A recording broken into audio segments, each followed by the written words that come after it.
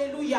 On a vu que le mot focaliser voulait dire être concentré sur un point précis. Alléluia. J'ai dit que lorsque tu es focalisé, tu regardes ni à gauche ni à droite. Alléluia. Tu es fixé devant l'objectif. Alléluia. Parce que si on est réellement focalisé sur quelque chose, rien ne peut nous distraire. Alléluia. Alors le premier point que j'avais donné, j'avais dit la parole de Dieu est vie. Alléluia. La parole de Dieu est vie. Alléluia. Et là on a été dans Genèse chapitre 1 verset 1. On a vu que Dieu a créé les cieux et la terre. Alléluia. Amen. La Bible nous révèle aussi qu'il y avait les ténèbres à la surface de l'abîme. Amen. Amen. J'ai dit la parole de Dieu est vie. Mais Dieu a parlé sa parole. Dieu a dit que la lumière soit et la lumière fut. Alléluia. Amen. Dieu n'a pas le temps de bénir le chaos. Dieu n'a pas le temps de bénir le vide. Dieu n'a pas le temps de bénir tout ce qui ne porte pas de fruits. Alléluia. Alléluia. Il a parlé sa parole et sa parole s'est faite vie. Amen. Alléluia. Amen. Et le deuxième point de mon message, c'était vous devez être concentré sur la parole de Dieu. Alléluia. Mon frère, ma soeur, le diable ne veut pas que tu puisses être concentré cette année. Voilà pourquoi on a pris Ésaïe 26 verset 3. Alléluia. On a été voir que celui qui est concentré dans sa pensée, dans la parole de Dieu, il ne peut pas être troublé. Et celui-là, il a une paix sûre. Et celui-là, Dieu dit, il fait confiance à Dieu. Lorsque ta pensée est concentrée sur la parole de Dieu, Dieu dit, tu me fais confiance. Dieu dit, tu recherches la paix sûre.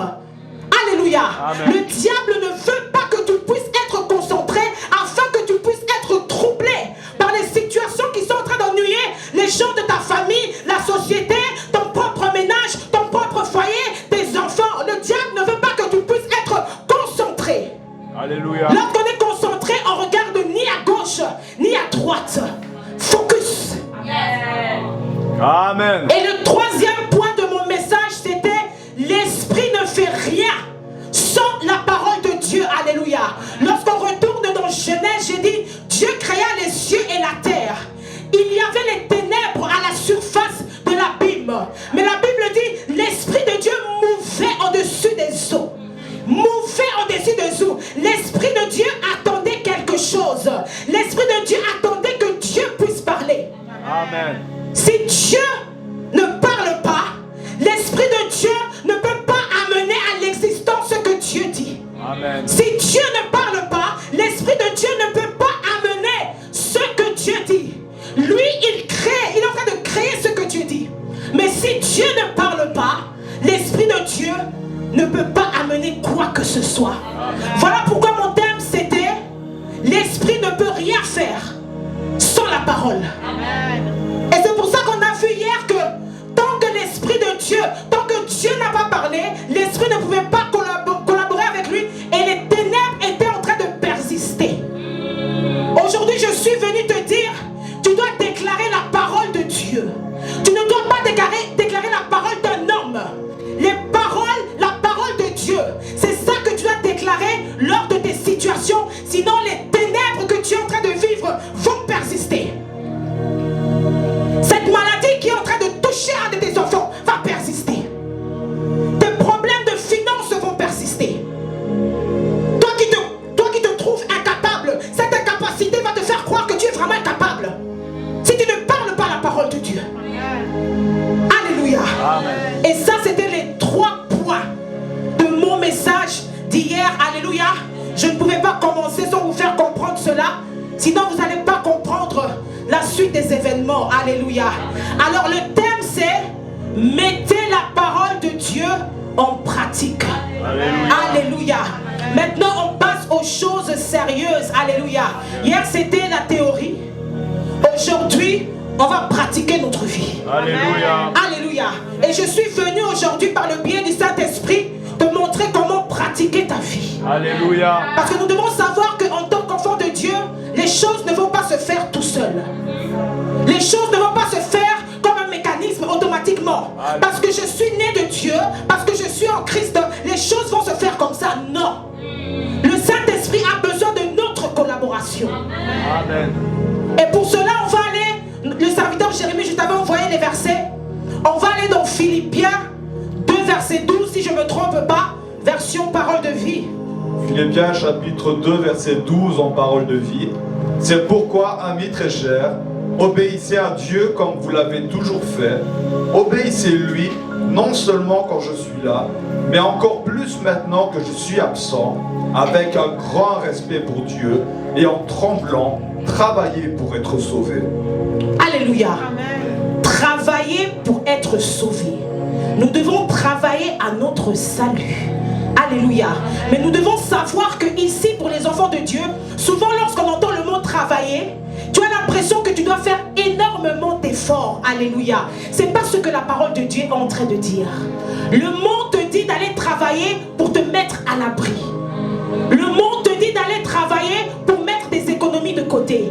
Et puis demain, tu auras une inondation là-bas, tout ton argent va partir. Au final, tu as travaillé pourquoi?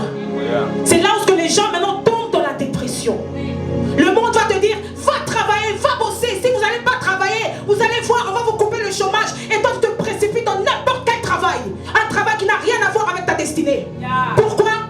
Au lieu de trembler pour les choses de Dieu, tu trembles pour les choses de ce monde. Amen. Pasteur, je dois aller travailler. Sinon, on va me couper mes finances. C'est pas ce que le Seigneur veut de toi. Ici, lorsqu'on parle de travailler, celui qui est né de Dieu pratique sa vie. Il pratique sa vie tout simplement. Il marche selon la parole de Dieu. Il ne marche pas selon les hommes. Il marche selon la parole de Dieu. Obéir à cette vie que tu dois pratiquer. Et lorsque je dois donner un exemple par rapport à ça, c'est comme si tu achètes un vélo à ton fils. Tu veux qu'il puisse rouler ce vélo. Tu te dis, bon, ben, comme il y a les pédales, il y a les roues, tout va bien, ça va se faire tout seul. Non. Si tu ne mets pas ce vélo en mouvement, rien ne va se passer.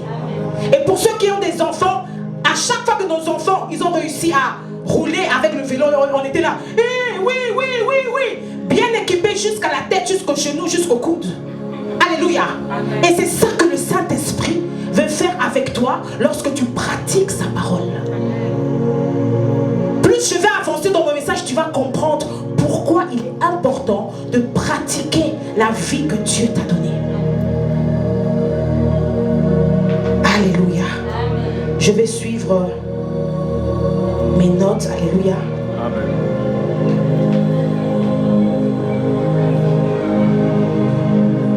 Et nous devons faire en sorte qu'elle se produise. C'est nous qui devons faire en sorte que cette vie se produise. C'est nous qui devons faire en sorte que les bénédictions soient expérimentées. Souvent tu dis, Seigneur, mais je ne sais pas, je ne comprends pas, je ne me trouve pas béni, je ne suis pas béni. Non, c'est parce que tu ne pratiques pas la vie de Dieu. Parce que la vie de Dieu est une vie de bénédiction. Cela signifie que tu dois mettre ta foi en pratique. Tu dois vivre en dépendant de la parole de Dieu. Tu ne dois pas vivre en dépendant de ce que les gens de ce monde te disent. Souvent nous vivons en fonction de nos humeurs, en fonction de nos émotions. Et voilà pourquoi j'ai dit, le diable ne veut pas que tu sois concentré, afin qu'il puisse te troubler correctement. Il ne veut pas que tu puisses être concentré. Il ne veut pas que tu puisses être focus. Il te veut dans les troubles. Et je l'ai dit hier, lorsque tu ne pratiques pas ta vie, tu auras l'impression que tu es inutile. Amen. Mais aujourd'hui, on voit des enfants de Dieu qui sont en Christ, mais ils disent, je suis inutile. Je ne comprends pas, ces bénédictions que Dieu m'a promises, elles sont où? Pose-toi la question. Est-ce que tu as reçu Christ juste pour stagner? Juste pour tourner tes pouces? Juste pour tourner en rond? Juste pour être appelé comme un vagabond dans ce monde? Ou est-ce que tu as accepté Christ comme ton Seigneur et Sauveur pour vivre la vie de Dieu? Amen.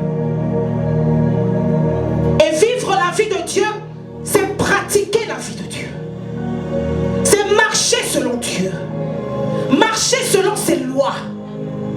Aucun d'entre vous ici, même lorsque tu vas passer ton permis théorique, tu passes d'abord ton permis théorique, après seulement tu vas à la pratique. Tu ne vas pas d'abord aller pratiquer. Les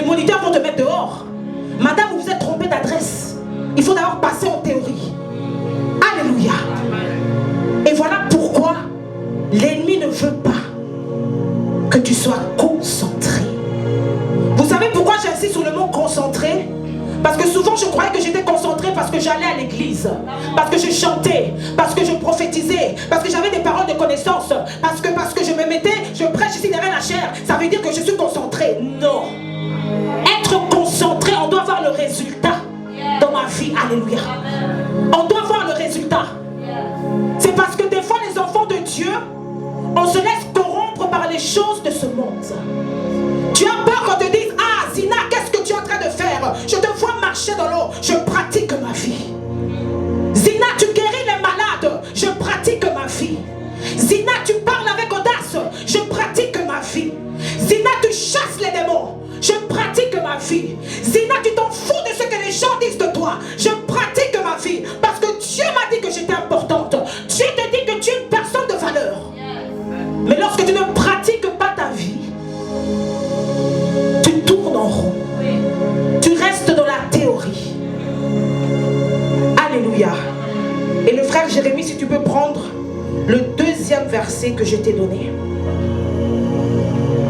Et j'avais écrit, si tu ne mets pas en pratique, voilà les résultats. Le frère Jérémie va le lire. Jacques chapitre 1 verset 22. Ne vous contentez pas de l'écouter. Alléluia. Mais faites ce qu'elle dit, sinon vous vous trompez vous-même. Alléluia. Jusqu'à 25. Yes. Verset 23. Oui, celui qui écoute la parole et qui ne fait pas ce qu'elle dit, voici à qui il ressemble. Il ressemble à un homme qui regarde son visage dans un miroir. Il se voit tel qu'il est. Il se regarde, puis il s'en va, et il oublie tout de suite comment il est. Alléluia. Tu as pris le verset 25? Non. Verset 25. Au contraire, voici quelqu'un qui étudie avec attention la loi parfaite qui rend libre. Il reste attaché à cette loi, il écoute la parole, il ne l'oublie pas et il fait ce qu'elle dit. Cet homme-là sera heureux dans ce qu'il fera. Alléluia. Mon frère, ma soeur, la Bible est en train de dire ici que lorsque tu ne mets pas la vie de Dieu en pratique, tu vas devant le miroir, tu te vois tel qu'un lion, et dès que tu arrives devant des mouches, tu t'abaisses. Tu vas devant le miroir, tu te vois comme une grande femme, mais dès que tu vas au forum, dans tout ce qui est emploi, tu es intimidé. Amen. Alors que la Bible dit de toi que tu n'es pas n'importe qui. Voilà pourquoi le diable ne veut pas que tu puisses être concentré. Donc quand tu ne pratiques pas ta vie, tu es comme un insensé. Parce que normalement quand tu regardes devant le miroir, tu es censé te voir. C'est moi, c'est Marc, oui c'est moi. Moi c'est Marc, je ne suis pas n'importe qui. Donc lorsque j'arrive devant des situations compliquées, je dois dominer sur ces situations. Alléluia. Mais souvent qu'est-ce qu'on fait? On devient comme des auditeurs oublieux. J'ai déjà oublié ce que Dieu m'a dit, donc voilà, homme de Dieu, je retourne au chômage. Parce que j'ai pas le choix. Est-ce que Dieu t'a parlé d'une vie de chômage? Non. Et souvent on croit que la vie de Dieu est une vie qui chôme. Non. Le diable veut que tu puisses compromettre ta vie, que tu puisses compromettre ta personne, que tu puisses te sentir tellement bas que lorsque tu te regardes dans le miroir, tu n'arrives pas à te reconnaître face à la parole de Dieu. Tu commences à vivre une vie médiocre, une vie qui n'a rien à voir avec la volonté de Dieu dans ta vie. Mon frère, ma soeur, en Christ, en Dieu, nous avons la vie supérieure à Satan. Voilà pourquoi il veut que tu sois déconcentré, que tu ne sois pas concentré. Il ne veut pas que tu saches que tu es plus élevé que lui. Il ne veut pas que tu saches qu'il est sous tes pieds. Il ne veut pas que tu saches qu'il n'y a pas de puissance en lui. Il a été dépouillé il y a 2000 ans à la croix, lui et ses acolytes. Il n'a plus de force. Mais à chaque fois que tu n'es pas devant la parole de Dieu, tu te sens inférieur. Tu es en train de subir toutes les charges de ta vie. Au lieu de dominer sur elle, tu es en train de te sentir lourde lorsque tu dois te sentir fragile. Christ l'a porté pour toi et moi. Alléluia. Alors il n'est pas question de vivre une vie en Christ où ce que tu te sens lourd, tu n'arrives pas à faire le pas. Alléluia. Alléluia. Rebouchata.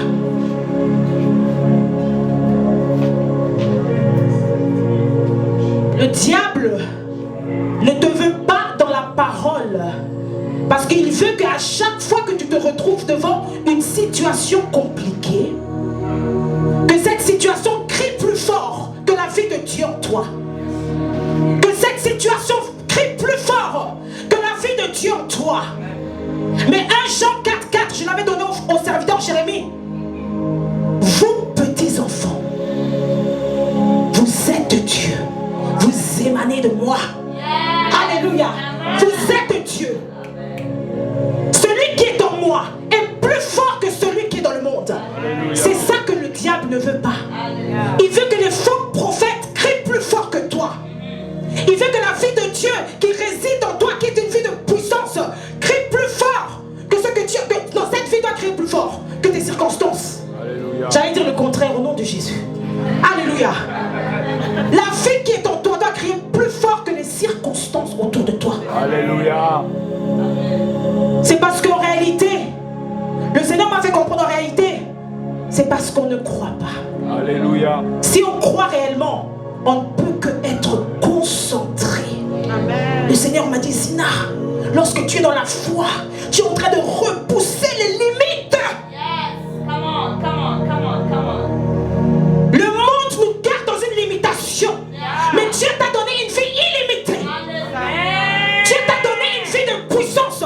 Dieu t'a donné une vie de lumière. Dieu t'a donné une vie de vérité. Dieu t'a donné sa vie. Alléluia. On reconnaît un homme par sa parole. Alléluia. Il le dit lui-même. Là où Dieu est, là où Dieu parle, Dieu est là. Alléluia. Je l'ai dit hier, pour toi c'est surnaturel de Dieu. Dieu dit c'est mon naturel. Les malades doivent être guéris. Tu dois chasser les démons. Tu ne peux pas vivre une vie ordinaire. Tu pratiques ta vie. Alléluia. Voilà pourquoi l'ennemi ne te veut pas concentrer. Il ne te veut pas focus. Parce que si tu n'es pas focus sur la parole de Dieu, tu ne peux pas pratiquer cette vie. Amen. Tu ne peux pas vivre en dépendant de cette parole. C'est pour ça qu'il est en train de te disperser dans tes pensées. Amen. Il est en train de t'éloigner petit à petit et tu deviens cet auditeur oublieux. Voilà pourquoi les gens qui oublient beaucoup, attention. Ce n'est pas un don de Dieu. Attention. Amen. Tu n'es pas appelé à oublier. Oh, j'ai oublié, j'ai oublié, j'ai oublié. Un jour tu vas oublier même ton pyjama, on va te retrouver dehors. Ce n'est pas un don de Dieu. Oh non, moi c'est comme ça. Depuis mon grand-père oubliait tout le temps, donc moi aussi j'oublie. Ah, it's not your life. Ce n'est pas ta vie. Nous ne sommes pas des auditeurs oublieux. Nous ne sommes pas des auditeurs oubliés, je suis désolé. Lorsque je suis devant la parole de Dieu, je dois comprendre la parole de Dieu. Parce que l'esprit qui est en moi est plus fort. L'esprit qui est en moi comprend la parole de Dieu.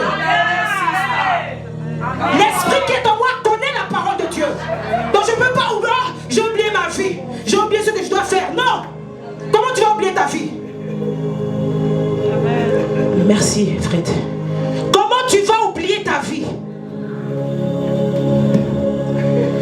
On va retourner dans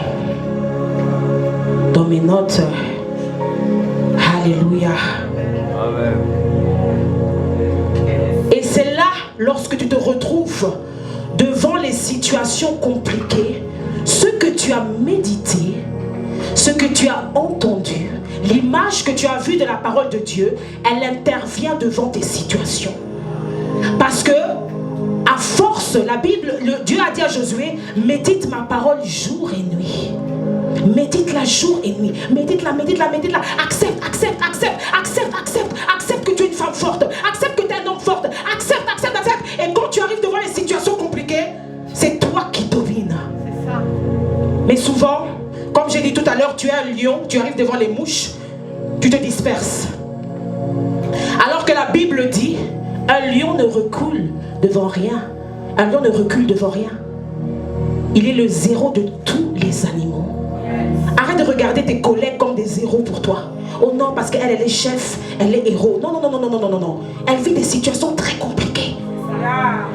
C'est pour que tu puisses parler la parole de Dieu. C'est pour que tu puisses parler la parole de vie. Tu travailles avec des gens, ils ne sont pas malades. Ils sont possédés par des esprits. femme que tu es. Ne te vois pas comme ça. Tu n'es pas n'importe qui. Le mariage ne définit pas une femme. Alléluia. Ils ont dit que tu as échoué, mais tu ne sais pas ce que Dieu te réserve. Alléluia. Tu ne sais pas là où ce que Dieu est en train de t'emmener. Ils ont dit que c'est fini pour toi. Je te dis, Dieu te connaît. Ce n'est pas fini pour toi. Tu auras un mariage glorieux, un mariage puissant. Ne regarde pas ce qui se passe avec tes sœurs. Elles ne te disent pas tout. Tu es celle qui va ouvrir le bal du mariage dans ta famille. Tu n'as pas échoué. Alléluia. Il ne savait pas qui tu es parce qu'il n'en a même pas la capacité. On ne peut pas en vouloir un homme, lui-même il ne sait pas qui il est. Alléluia. Tu ne peux pas en vouloir ce genre d'homme. Tu vas te marier et je serai là à ton mariage et tu me rappelleras ça. Tu me l'avais dit, Estelle.